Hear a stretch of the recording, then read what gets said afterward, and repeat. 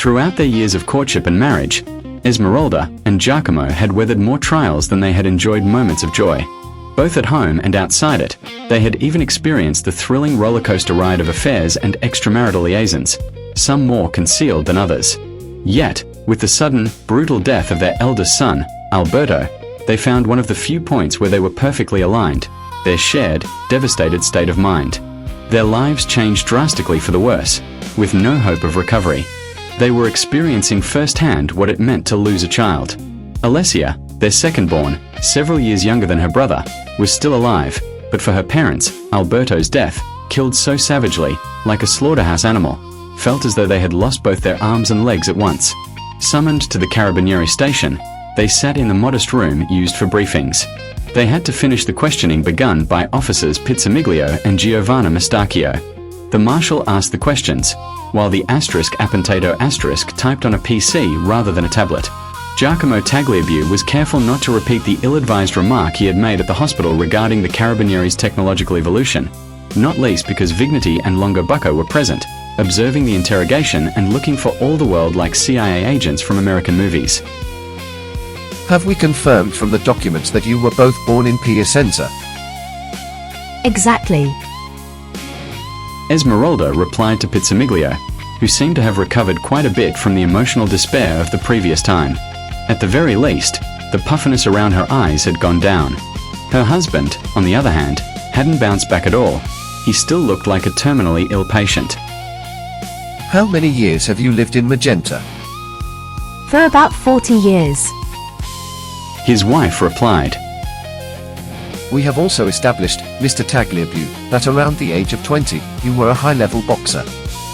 We know that, unfortunately, the criminal underworld often hangs around that sporting scene.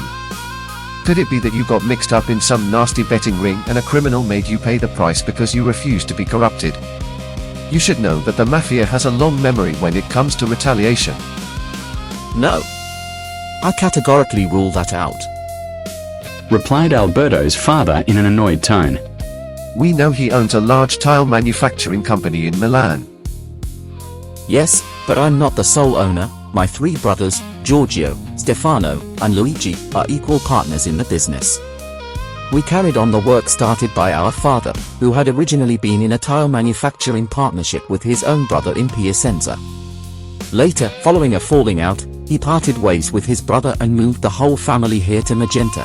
He founded a new company in Milan, still producing tiles, but adding construction-related services to the mix.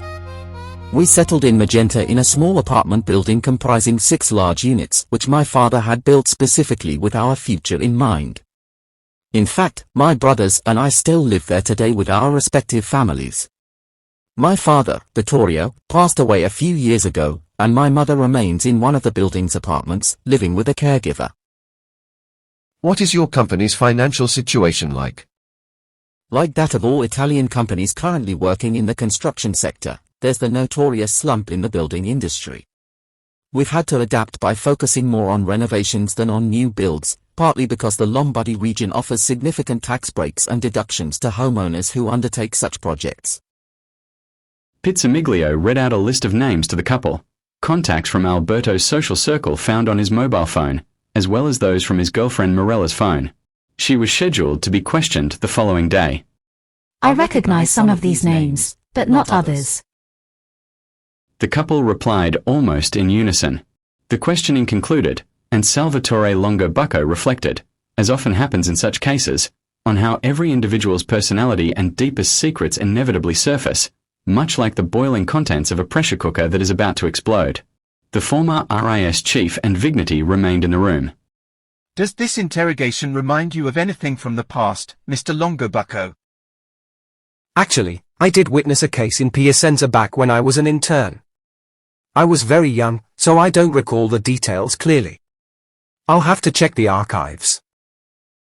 The new RIS chief gave his usual apathetic smile, and Longobucco thought that, for once, his colleague hadn't asked a stupid question.